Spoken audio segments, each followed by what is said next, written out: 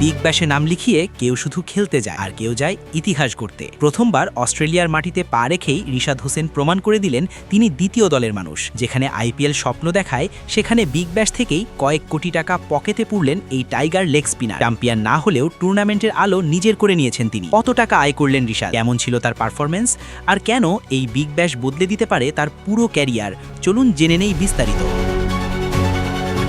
অস্ট্রেলিয়ার ঘরোয়া টি-20 tournament Big Bash league, এখানে নিজের জায়গা করে নেওয়াই বড় চ্যালেঞ্জ। আর সেখানে প্রথমবার খেলতে গিয়েই নিজেকে আলোচনার কেন্দ্রে নিয়ে এসেছেন বাংলাদেশের লেগ স্পিনার রিশাদ হোসেন। শুধু পারফরমেন্স নয়, অর্থনৈতিক দিক থেকেও এই টুর্নামেন্ট রিশাদের জন্য হয়ে উঠেছে স্বপ্ন পূরণের মঞ্চ। হোবার্ট হ্যারিকেন্সের হয়ে খেলতে গিয়ে রিশাদ হোসেন 2026 বিগ ব্যাশ থেকে আয় করেছেন অস্ট্রেলিয়ান ডলার 2,07,000 বাংলাদেশি মুদ্রায়, যার পরিমাণ প্রায় 2,25 লাখ টাকা। অবাক করার বিষয় হলো এই অঙ্কটি আইপিএলের ভিত্তিমূল্যের চেয়েও কয়েক গুণ বেশি।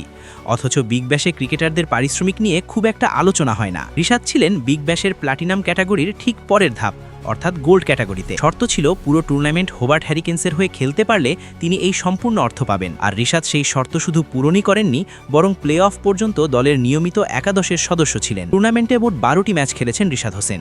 এই 12 ম্যাচে তিনি শিকার করেছেন মোট 15টি উইকেট, যা এবারের আসরে স্পিনারদের মধ্যে সর্বোচ্চ। তার ইকোনমি রেট ছিল প্রায় 7.5 আর বোলিং গড় 20.86। আরও চমকপ্রদ পরিসংখ্যান হল প্রতি 16টি বৈধ বলেই একটি করে উইকেট পেয়েছেন তিনি। অস্ট্রেলিয়ার কন্ডিশনে লেগ স্পিনারদের জন্য ধারাবাহিক পারফরমেন্স দেওয়া সহজ নয়। বড় মাঠ, অতিরিক্ত বাউন্স আর ব্যাটসম্যানদের আগ্রাসী মানসিকতা, সবকিছু মিলিয়ে স্পিনারদের জন্য কঠিন পরীক্ষা। কিন্তু রিশাদ হোসেন পাওয়ার প্লে এবং মিডল ওভার দুই জায়গাতেই অসাধারণ নিয়ন্ত্রণ দেখিয়েছেন। এক ম্যাচে 3 উইকেট নেওয়ার পারফরমেন্স তার আত্মবিশ্বাস আরও বাড়িয়ে দেয়, এবং সেই ম্যাচের পর থেকেই তিনি হয়ে ওঠেন দলের অপরিহার্য সদস্য। মাঝের ওভারগুলোতে রান আটকে রেখে গুরুত্বপূর্ণ সময়ে উইকেট তুলে নেওয়ার দক্ষতা তাকে আলাদা করে তুলে ধরে। উল্লেখযোগ্য বিষয় হল 2025 সালেই প্রথমবার বিগ ব্যাশের ডাক পেয়েছিলেন রিশাদ। এখন হোবার্ট হ্যারিকেন্সের কোচ ছিলেন রিকি পন্টিং। তবে ভিসা জটিলতার কারণে সেবার অস্ট্রেলিয়ায় যাওয়া হয়নি তার। এবার বিপিএল না খেলেই তিনি পাড়ি জমান অস্ট্রেলিয়ায়।